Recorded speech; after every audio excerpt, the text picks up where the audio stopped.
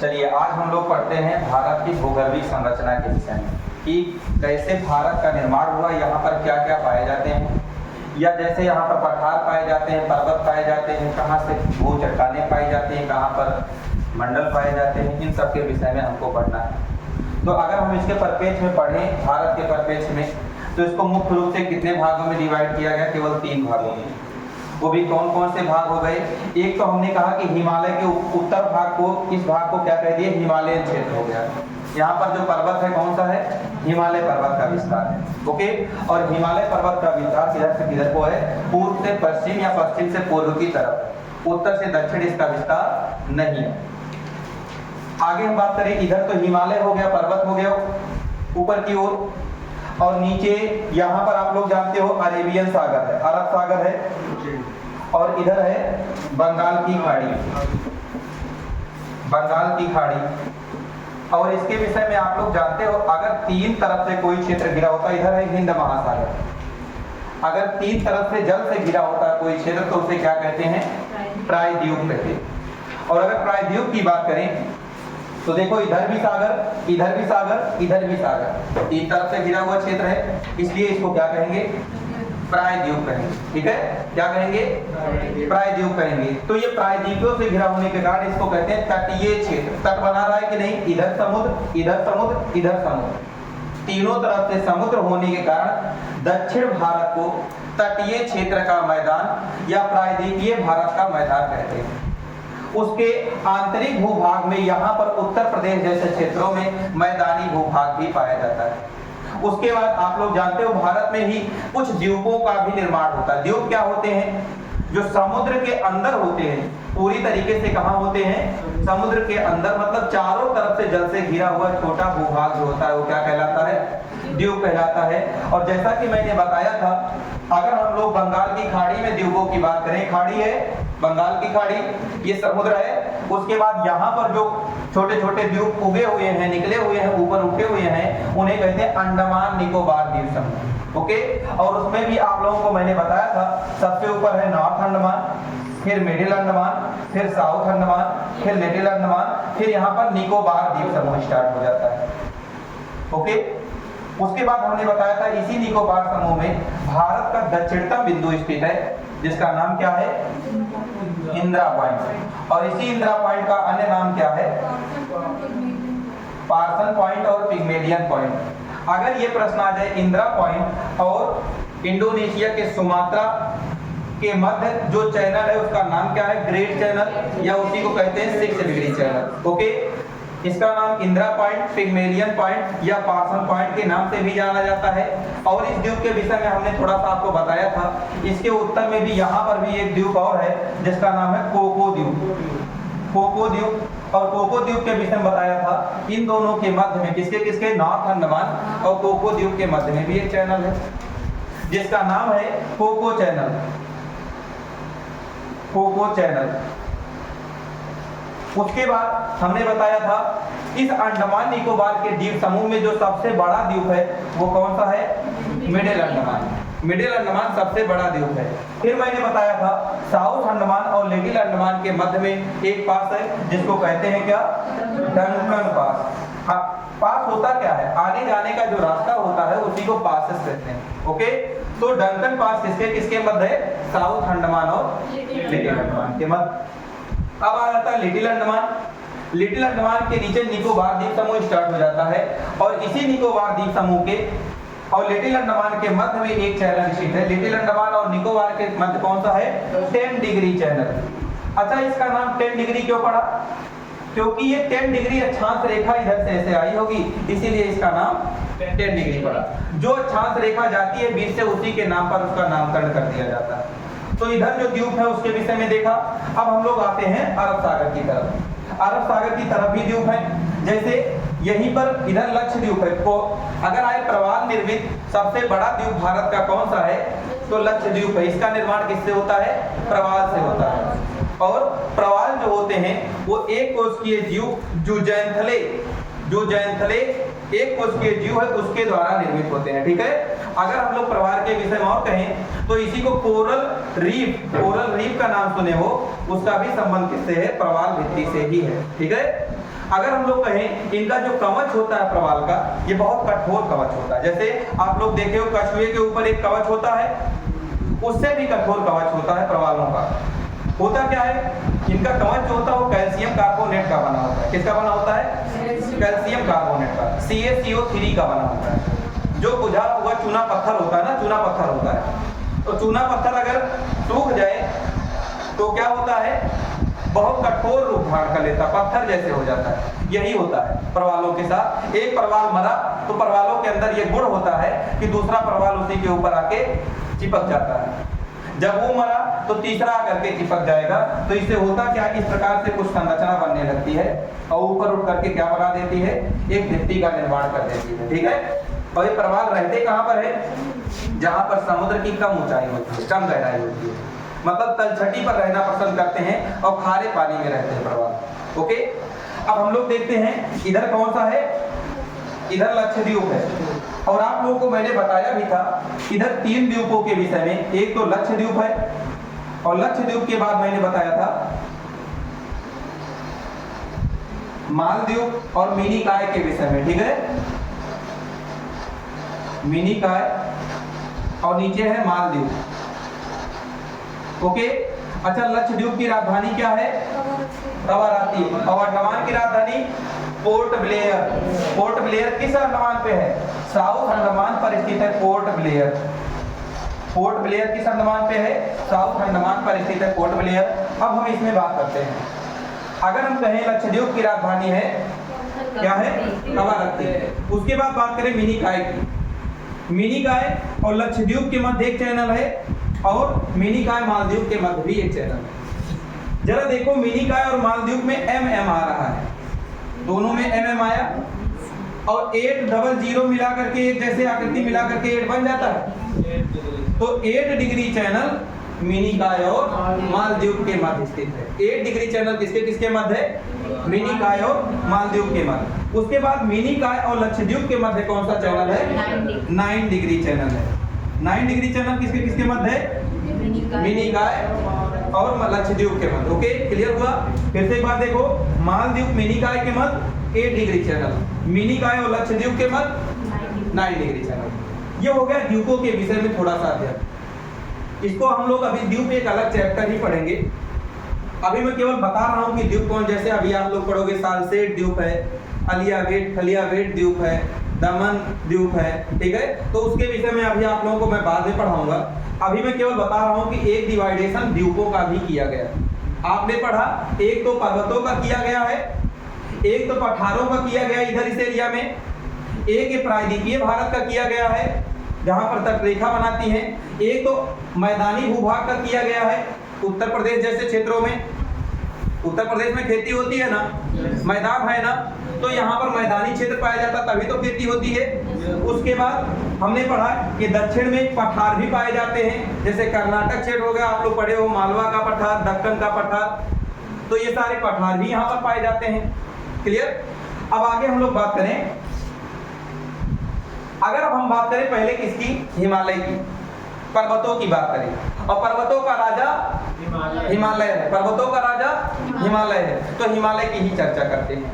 अगर हिमालय की चर्चा करें तो यहाँ से विस्तृत होकर के हिमालय, मतलब जम्मू कश्मीर राज्य से लद्दाख के क्षेत्र से, यहाँ जम्मू से विस्तृत होकर के और अरुणाचल प्रदेश तक के क्षेत्र को क्या कहते हैं?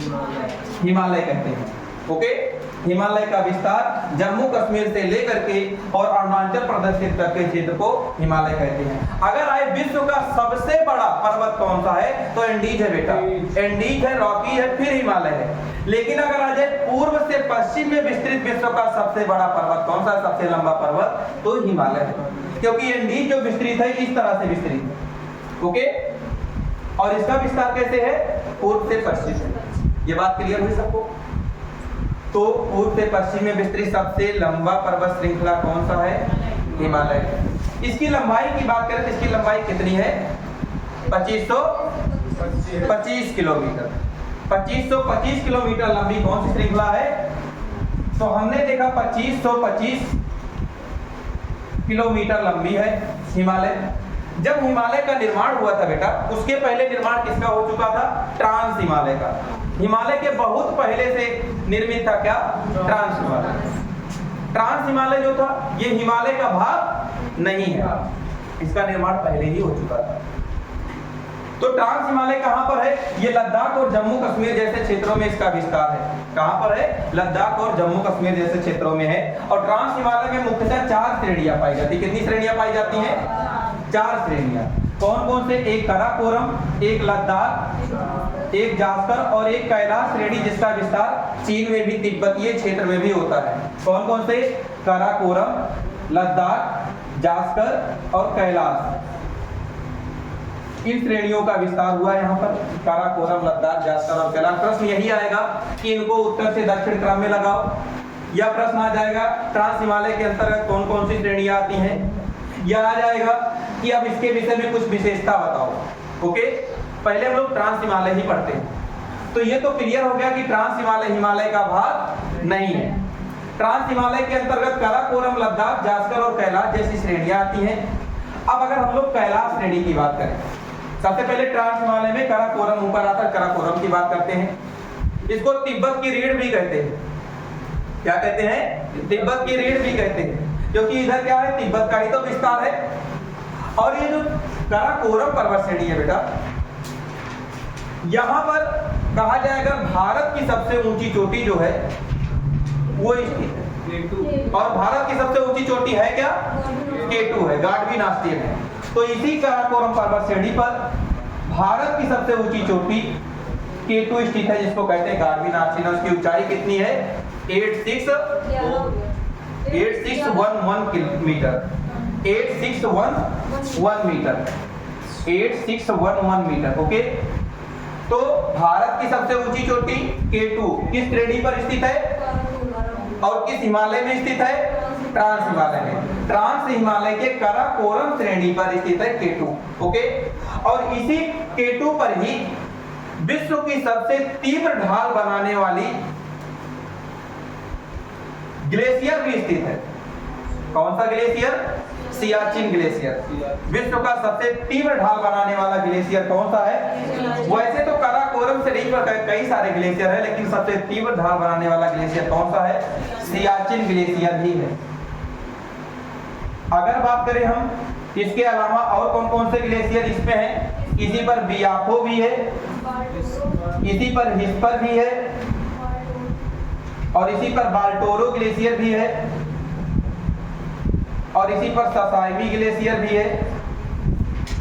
ठीक है, सियाचिन, बियाफो, बाल्टोरो, हिस्पर और ससाइमी जैसे ग्लेशियर इसी काराकोरम पर्वत श्रेणी पर ही स्थित है। ओके, अब हम बात करें इस काराकोरम और लद्दाख के मध्य से एक नदी बहती है, श्योक नदी। कौन सी नदी? श्योक नदी। अगर प्रश्न आएगा काराकोरम और लद्दाख के मध्य से कौन सी नदी बहती है, तो श्योक नदी बहती है। और लद्दाख और जास्कर के मध्य से भी एक नदी बहती है, सिंधु नदी। सिंधु नदी किन दो पर्वत श्रेणियों के मध्य से बहती है? लद्दाख और जास्कर। लद्दाख और जास्कर। ओके, एटलस में आप लोग देखेंगे तो दिखेगा।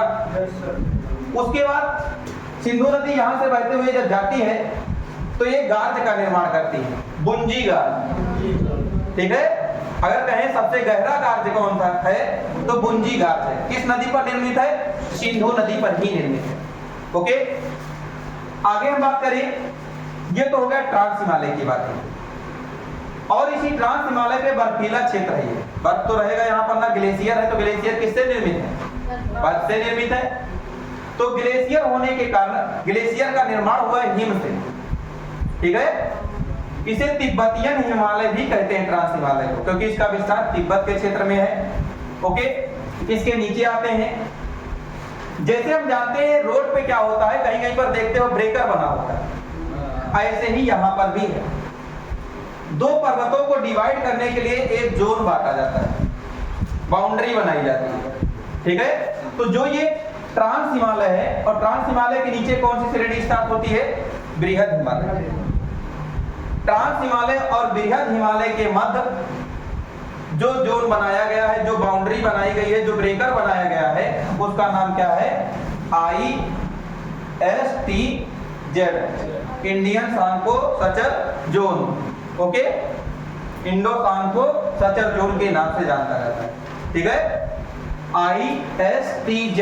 इन दोनों के बाद किसके किसके मध्य? ट्रांस हिमालय और बृहद हिमालय के मध्य जो बाउंड्री है उसको कहते हैं ISTZ। क्लियर? उसके बाद बेटा अब हम लोग पढ़ेंगे हिमालय के विषय। इतना तो समझ में आया। अब हिमालय देखते हैं। हिमालय के निर्माण के विषय में अलग अलग लोगों ने अलग अलग मत दिया है, जिसमें जो एक मत फेमस है प्लेट विवर्तनिकी सिद्धांत, प्लेट टेक्टोनिक थ्योरी। और प्लेट टेक्टोनिक थ्योरी के अनुसार दो प्लेटें थी, एक यूरेशियन प्लेट और एक इंडियन प्लेट। वैसे तो प्लेटों की संख्या 6 है, लेकिन जो यहाँ भारत में जो हिमालय का निर्माण हुआ है उसमें दो प्लेटों का यूज हुआ है, एक यूरेशियन प्लेट और एक इंडियन प्लेट। होता क्या है, और बीच में होता है टेथीस सागर। कॉन्सेप्ट को समझ लीजिए, एक तरफ है इंडियन प्लेट, एक तरफ है यूरेशियन प्लेट और बीच में स्थित है टेथीस सागर। यहां पर होता क्या है, यहां पर जानते हो आप लोग प्लेट कभी स्थिर नहीं होते हैं, वो गतिमान होते हैं। तो करते क्या है, जब वो ऐसे ऐसे करते हैं, प्लेटें ऐसे ऐसे करने लगते हैं, तो होता क्या है, जो ये सागर है इसमें तो मलबा आदि इकट्ठा हुआ रहेगा, नदियां आके डिपोजिट करेंगी अपना मलबा, तो इसी में तो इकट्ठा रहेगा। तो क्रिया क्या होता है, जैसे आप लोग जानते हो सैंडविच देखे हो ना, जब ऐसे दोनों तरफ से दबा दो तो बगल निकल आता है जो कुछ रहता है उसमें, वही क्रिया इसमें भी होती है। दो प्लेटों के मध्य जब इसमें दबाव पड़ता है तो ये क्या करता है, जो इसमें मलबा होता है वो इस तरीके से हो जाता है। जहां पर दबाव ज्यादा हुआ वहां पर चिपक गया और जहां से रास्ता पाया वहां से उठ गया। ठीक है, इस प्रकार से हिमालय जैसे संरचना का निर्माण होता है। और इसीलिए हिमालय कैसा है, नवीन मोड़दार है। देखो मोड़दार बना कि नहीं बना, नवीन मोड़दार वलित पर्वत है, वलन बना कि नहीं बना। तो हिमालय की संरचना कैसे है, नवीन मोड़दार वलित पर्वत का उदाहरण। ये तो प्लेट टेक्टोनिक थ्योरी के अनुसार इसका निर्माण हो गया। इसी में कोबर का भूसन्नति सिद्धांत भी काम करता है। आएगा प्रश्न, भूसन्नति सिद्धांत किसने दिया? कोबर ने दिया। इन्होंने बताया कि एक गोंडवाना लैंड है और एक अंगारा लैंड है। यही क्रिया वो भी बताते हैं ऐसे ही। इन्होंने बताया क्या, गोंडवाना और अंगारा लैंड के दबाव के कारण हिमालय का निर्माण हुआ। बस इन्होंने क्या बताया था, प्लेट टेक्टोनिक थ्योरी के अनुसार इन्होंने क्या बताया था, प्लेट टेक्टोनिक थ्योरी, कि एक इंडियन प्लेट और एक यूरेशियन प्लेट के दबाव के कारण निर्मित हुआ है।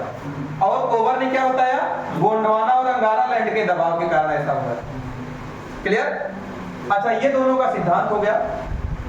पहले टेथीस सागर ही था जहां पर आज हिमालय है, पहले इधर क्या था, केवल टेथीस सागर था। ओके, उसके बाद एक आते हैं सर सिडनी बुर्रार्ड। उन्होंने कहा आप लोग इस प्रकार से हिमालय का विभाजन करना चाह रहे हो, लेकिन हम कहते हैं कि नदियों के आधार पर हिमालय का विभाजन करेंगे।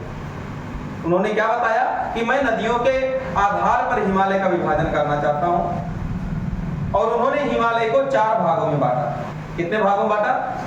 4 भागों में बांटा। चलो देख लो, वैज्ञानिक का नाम याद रखना, भूगर्भवेत्ता कौन है, सर सिडनी बुर्रार्ड। ओके, उन्होंने नदियों के आधार पर, आएगा प्रश्न, नदियों के आधार पर विभाजन करने वाले कौन है, सर सिडनी बुर्रार्ड। अब इसमें प्रश्न जो बनता है, तो ये विभाजन कैसे किए, पहला प्रश्न तो यही बन जाएगा। कितने भागों में बांटे? 4 भागों में बांटे। पहला कहते हैं कि पंजाब हिमालय। पंजाब हिमालय कहां से कहां तक कहते हैं, ऐसे लाइन खींचते हैं, ठीक है।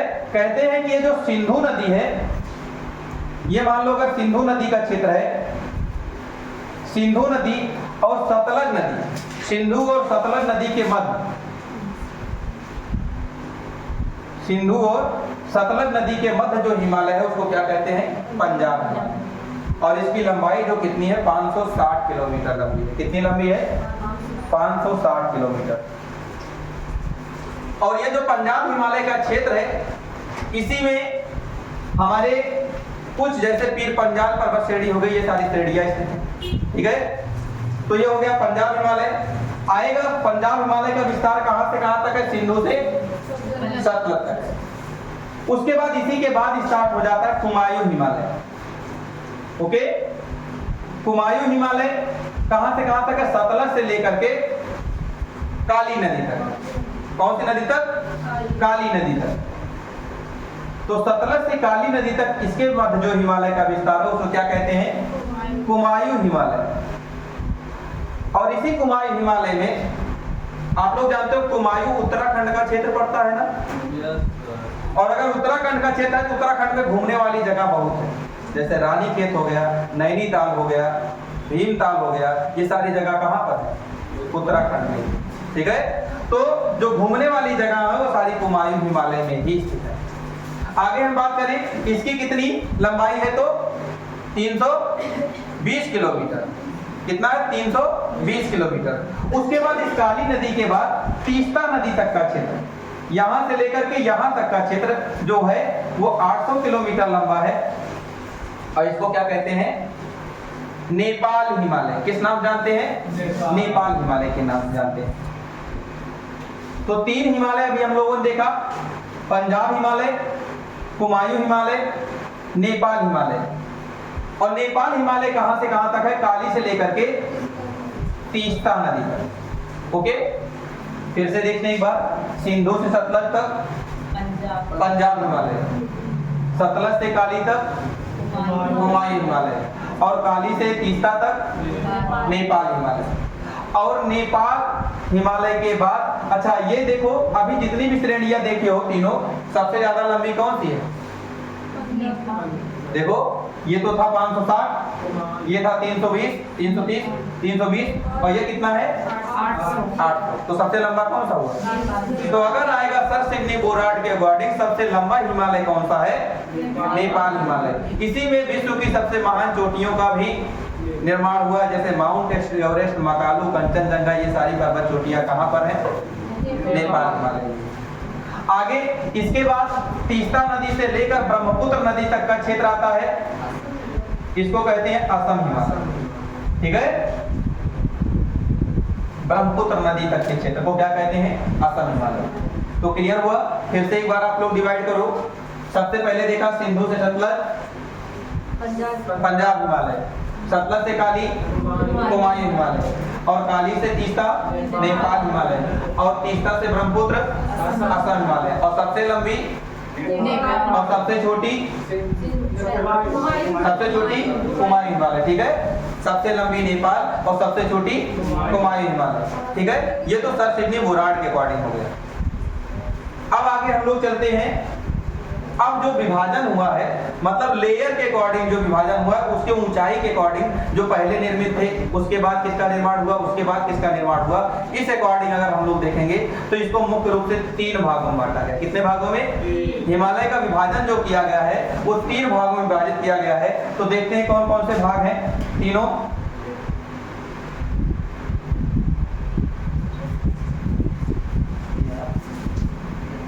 देखिए जो विभाजन इसका है, इसको अगर हम लोग पढ़ें तो हमने बताया कि इसका लेयर 3 है। एक अगर हम लोग कहें सबसे ऊपर क्या है? बृहद हिमालय, सबसे ऊपर बृहद हिमालय। सबसे पुरानी पर्वत श्रृंखला, हिमालय की सबसे पुरानी पर्वत श्रृंखला बृहद हिमालय ही है। और बृहद हिमालय का नाम है महान हिमालय, इसी को महान हिमालय भी कहते हैं, और इसी को हिमाद्री हिमालय भी कहते हैं। इसी को बृहद हिमालय कहते हैं, इसी को महान हिमालय कहते हैं, इसी को हिमाद्री हिमालय भी कहते हैं, और इसी को आंतरिक हिमालय भी कहते हैं। तो बृहद हिमालय का नाम 4 आप लोगों ने पढ़ा, बृहद हिमालय, महान हिमालय, आंतरिक हिमालय और हिमाद्री हिमालय, ठीक है। इसका नामकरण हो गया। अब उसके बाद हम बता रहे हैं जो विश्व की सबसे ऊंची ऊंची चोटियां हैं इसी बृहद हिमालय पर स्थित है। ये जो हिमालय है इसका विस्तार सिंधु घाट से लेकर के ऊपर स्थित है, क्या? सिंधु घाट। सिंधु घाट से लेकर के अरुणाचल प्रदेश में यहाँ पर है नामचा बरवा। यहाँ पर क्या है? नामचा बरवा। नामचा बरवा तक विस्तृत है क्या? बृहद हिमालय। हिमालय का विस्तार कहां से कहां तक अगर प्रश्न आएगा तो सिंधु घाट से लेकर के अरुणाचल प्रदेश के नामचा बरवा तक विस्तृत है। और इसकी आकृति कैसी है जरा देखो, धनुषाकार बना रही है, धनुष के जैसे आकृति बनाई। तो हिमालय का जो आकृति है वो धनुषाकार है, ओके। इसी पर विश्व की महान चोटियां जो 10 हैं ऊंची चोटियां जो 10 हैं वो इसी हिमालय पर स्थित है, बृहद हिमालय पे। जैसे विश्व की सबसे ऊंची चोटी माउंट एवरेस्ट और भारत की सबसे ऊंची चोटी कंचनजंगा। देख लो आप लोग, मुझे पता कंफ्यूज हो गए, इसको क्लियर करते हैं इस पॉइंट को। 3 प्रश्न आप लोग पढ़ते हो एवरेस्ट के विषय में। एवरेस्ट मसाला मत समझना, ठीक है। एक एवरेस्ट है, एक कंचनजंगा है और एक K2 है। तीन ही क्वेश्चन में डिस्टर्ब होते हो ना। अगर विश्व की आ जाए सबसे ऊंची चोटी तो K2 है, नहीं एवरेस्ट। विश्व की सबसे ऊंची चोटी एवरेस्ट है, विश्व की सबसे ऊंची चोटी एवरेस्ट। अगर प्रश्न आ जाए भारत की हिमालय, भारत में हिमालय की सबसे ऊंची चोटी, देखो हिमालय पर कंचनजंगा है ना, भारत में हिमालय की सबसे ऊंची चोटी जिसका विस्तार केवल भारत में ही है, क्योंकि एवरेस्ट का विस्तार तो भारत के साथ साथ नेपाल में भी है। और नेपाल में एवरेस्ट को किस नाम से जानते हैं? सागर माथा के नाम से जानते हैं। और नेपाल में इसको किस नाम से जानते हैं? इसी को एवरेस्ट को किस नाम से जानते हैं? चोमोलुंगमा। क्या कहते हैं? चोमोलुंगमा, ठीक है। हाँ तो वही तो मैंने बेटा बताया। अच्छा, तो हमने गलत बोल दिया। नेपाल में इसको कहते हैं क्या? सागर माथा। और तिब्बत में कहते हैं चोमोलुंगमा। क्लियर? आगे बात करें तो भारत में स्थित हिमालय की सबसे ऊंची चोटी हो गई कंचनजंगा और विश्व की सबसे ऊंची चोटी एवरेस्ट। अब इससे कंचनजंगा से ज्यादा ऊंचा कौन है? K2। लेकिन ये हिमालय पर स्थित, क्योंकि पढ़े थे अभी आप लोग, ये किस पे स्थित था? K2 किस पे स्थित है? ट्रांस हिमालय के काराकोरम श्रेणी पर स्थित है और ट्रांस हिमालय हिमालय का भाग नहीं। इसीलिए कहोगे अगर आएगा भारत की सबसे ऊंची चोटी तो K2, भारत में स्थित हिमालय की सबसे ऊंची चोटी कंचनजंगा और विश्व की सबसे ऊंची चोटी तो माउंट एवरेस्ट। तीनों पॉइंट क्लियर हो गया। अब हम लोगों ने पढ़ लिया हिमालय के, बृहद हिमालय के विषय में, ओके। और यहीं पर जब बृहद हिमालय पहुंचता है अरुणाचल प्रदेश के बाद में यहीं पर यू टर्न ले लेता है, ठीक है। और ये अगर हिमालय की बात करें तो ध्यान देना, अगर ये हिमालय की चौड़ाई की बात करें, लंबाई तो पता आप लोगों को 2525 किलोमीटर, इधर चौड़ाई कम है और इधर चौड़ाई ज्यादा है। मतलब पूर्व की तरफ हिमालय की चौड़ाई कम है और पश्चिम की तरफ हिमालय की चौड़ाई। ऐसा क्यों है? एक अभिसारी बल यहाँ पर काम करता है। अच्छा, जहां पर इधर बल ज्यादा काम करता है, बताओ कोई चीज अगर दबेगा पतला हो जाएगा तो ऊंचाई उसकी ज्यादा होगी कि नहीं होगी? होगी ना। जब ये दबा, यहाँ पर दबाव पड़ा, अभिसारी बल कार्य किया तो इधर ऊंचाई तो बढ़ गई। तो कहोगे हिमालय का ऊंचाई अगर देखा जाए तो पूर्व की ओर अधिक है और पश्चिम की ओर, इसमें जब दबाव कम पड़ा है कि चौड़ा ज्यादा है तो ऊंचाई इसकी कम होगी कि नहीं होगी? चौड़ाई कम होगी ना। तो पश्चिम की तरफ की ऊंचाई कम है लेकिन चौड़ाई ज्यादा। क्लियर वो दोनों पॉइंट? अब बताओ जिसकी ऊंचाई ज्यादा होगी उसका ढाल तीव्र होगा या जिसकी ऊंचाई कम होगी उसका ढाल तीव्र होगा? जिसकी ज्यादा होगी ना। तो ऊंचाई इधर ज्यादा होने के कारण ढाल इधर का तीव्र है, ठीक है, और ऊंचाई इधर से कम होने के कारण इसका ढाल मंद है। तो अगर कहोगे आ जाए कि पूर्वी ढाल तीव्र है या पश्चिमी ढाल तीव्र है तो पूर्वी ढाल ज्यादा तीव्र है और पश्चिमी ढाल कम। अब यहाँ पर बताया मैंने नामचा बर्मा के बाद हिमालय क्या करता है? यू टर्न ले लेता है। और यहाँ पर आपको पता है इसके बाद म्यांमार स्टार्ट हो जाता है, राइट। और म्यांमार के पास में जब जाता है ये हिमालय मुड़ता है, इसको यहाँ पर म्यांमार के किस नाम से जानते हैं हिमालय को? Arakan Yoma. क्या? Arakan Yoma. अराकान योमा, ठीक है, अराकान योमा के नाम से जानते हैं। और बेटा इसको हम लोग हिमालय में ही पढ़ते हैं लेकिन इसी को सब डिवीजन कर देते हैं उत्तर पूर्वी हिमालय। क्या कहने लगते हैं? क्योंकि आप लोग जानते हो ये स्टेट जो होते हैं क्या कहलाते हैं? नॉर्थ ईस्ट स्टेट कहलाते हैं ना। तो इधर जो हिमालय का विस्तार है उसको उत्तर पूर्वी हिमालय कहते हैं। और इसमें कुछ जो श्रेणियां पाई जाती हैं उनका अध्ययन करते हैं। कौन कौन सी, जैसे असम, अरुणाचल प्रदेश में कौन कौन सी पाई जाती है? डाफला। अरुणाचल प्रदेश में देख लो कौन कौन सी श्रेणियां पाई जाती हैं? डाफला, अबोर, मिरी और मिसमी श्रेणियां पाई जाती हैं। और इन्हीं के नाम पर जनजातियां भी होती हैं, जैसे मिसमी जनजाति हो गया। तो अरुणाचल प्रदेश में डाफला, अबोर, मिरी, मिसमी। उसके बाद और आगे अगर इधर बढ़े तो हम लोगों को मिलता है बरेल रेंज। क्या मिलता है? बरेल रेंज। ये उत्तर पूर्वी में हम बता रहे हैं सब। उसके बाद एक यहाँ पर मिलता है नागा पहाड़ी। नागालैंड में कौन सी पहाड़ी? और मणिपुर में मणिपुर पहाड़ी। और मिजोरम में मिजो पहाड़ी भी मिलता है। ठीक है, मिजो पहाड़ी का विस्तार मिलता है। और अरुणाचल प्रदेश में एक और है पटकोई-बुम। कौन सा है? पटकोई-बुम। और ये म्यांमार और अरुणाचल प्रदेश का बॉर्डर भी बनाती है श्रेणी। ठीक है, पटकोई-बुम। तो देखा आपने डाफला, अबोर, मिरी, मिसमी ये सब अरुणाचल प्रदेश में पाई जाती हैं। उसके बाद देखा यहीं पर है पटकोई-बुम। उसके बाद देखा नागालैंड, मणिपुर, मिजोरम, ये भी श्रेणियां यहाँ पर पाई जाती हैं। फिर आप लोगों को मैं बताना चाहता हूं कि यहां पर यहीं पर स्थित है मेघालय। उत्तर पूर्वी में ही स्थित है क्या? मेघालय की स्टेट। और इस मेघालय में जो श्रेणियां पाई जाती हैं उनके तीन नाम हैं, तीन प्रमुख श्रेणियां। और तीनों का क्रम क्या है? एक है गारो, खासी, जयंतिया, तीन श्रेणियां हैं। ठीक है, और गारो, खासी, जयंतिया में इसी में आप लोग जानते हो विश्व का सबसे ज्यादा वर्षा होने वाला स्थान कौन सा है? खासी पहाड़ी पर स्थित है, जिसका नाम क्या है उस जगह का? मासिन राम। ओके, मासिन राम विश्व का सर्वाधिक वर्षा वाला स्थान है, जो कि किस पहाड़ी पर स्थित है? और क्यों यहीं पर सबसे ज्यादा वर्षा होता है?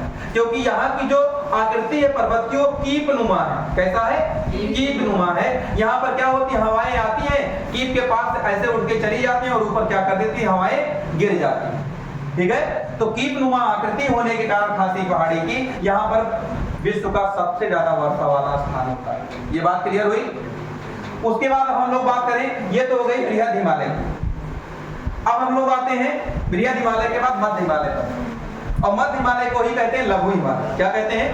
लघु हिमालय। और ये जो लघु हिमालय है, अच्छा यहाँ पर हमने बताया था ISTZ, इसके मध्य ट्रांस हिमालय, बृहद हिमालय के मध्य। तो इसके मध्य भी तो कोई होगा, बृहद हिमालय और लघु हिमालय के मध्य। इसके मध्य जो स्थित है उसको कहते हैं मेन सेंट्रल थ्रस्ट, MCT। क्या कहते हैं?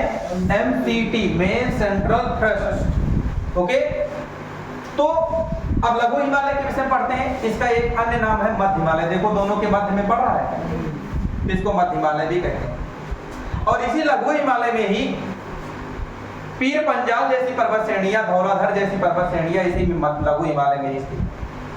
अगर आएगा प्रश्न पूछा गया पीर पंजाल पर्वत श्रेणी किस हिमालय में है, तो लघु हिमालय में स्थित है या मध्य हिमालय में स्थित है। ओके, ये प्रश्न कई बार आया हुआ है।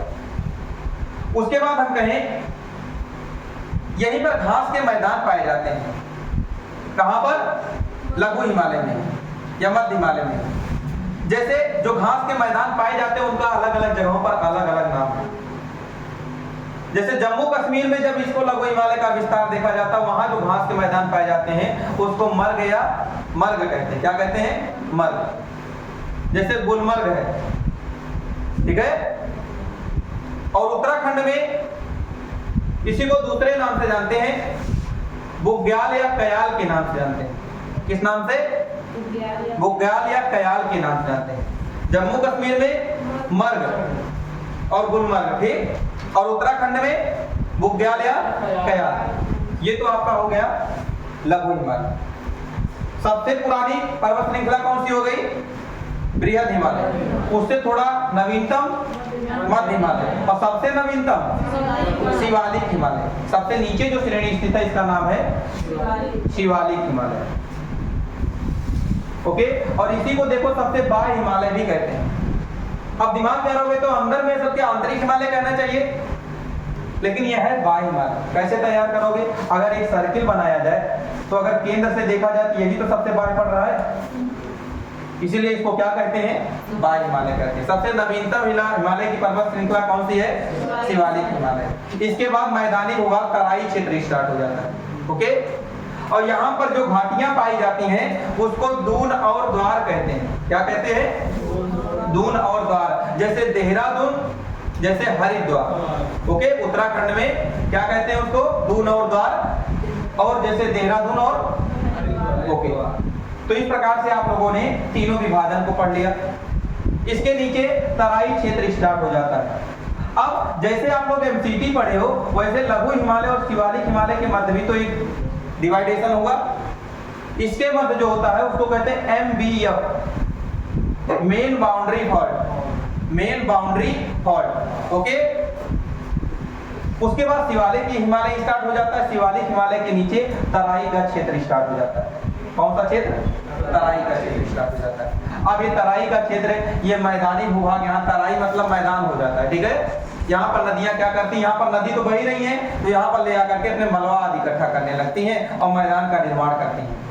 ओके, और इसी में पढ़ोगे भाबर क्षेत्र, बांगर क्षेत्र, खादर क्षेत्र और तराई क्षेत्र, 4 प्रकार के क्षेत्रों का अध्ययन करना पड़ेगा। किसके अंतर्गत, तराई क्षेत्र के अंतर्गत। मतलब शिवालिक हिमालय के नीचे कुछ कंकड़ पत्थर वाली जगह पाए जाएंगे, नीचे कंकड़ पत्थर पहले जमा होंगे, फिर उसके बाद कंकड़ पत्थर कम होंगे। अच्छा, कंकड़ पत्थर में अगर नदी बहे तो बताओ नदी दिखाई देती है बह रही है कि नहीं, अंदर ही अंदर पानी चला जाता है ना, तो अंदर ही अंदर पानी जाकर के दूसरी जगह निकलता है। तो इनको हम पढ़ाएंगे जब आप लोगों को मैदानी क्षेत्र को, तो उसको 4 भागों में बांटा गया है। क्योंकि अभी आप लोग आज पर्वत पढ़ रहे थे तो पर्वत पढ़ा दिया हूं, एक ही दिन में अगर मैं सब पढ़ा दूंगा तो डिस्टर्ब करेगा। आज आप लोगों ने पर्वतों के विषय में पढ़ लिया, वो भी पर्वतों में मुख्य रूप से किस पर्वत को पढ़े, हिमालय पर्वत को पढ़े। ओके, हिमालय पर्वत के विषय में अब आपको इससे ज्यादा पढ़ने की जरूरत नहीं है, इतना ही आपसे प्रश्न पूछा जाता है, उससे ज्यादा प्रश्न नहीं आता है। तो आज की क्लास हम लोग इसे हिमालय पर ही करते हैं। तराई का क्षेत्र या प्रायद्वीपीय भारत का मैदान हम लोग कल पढ़ेंगे। ओके।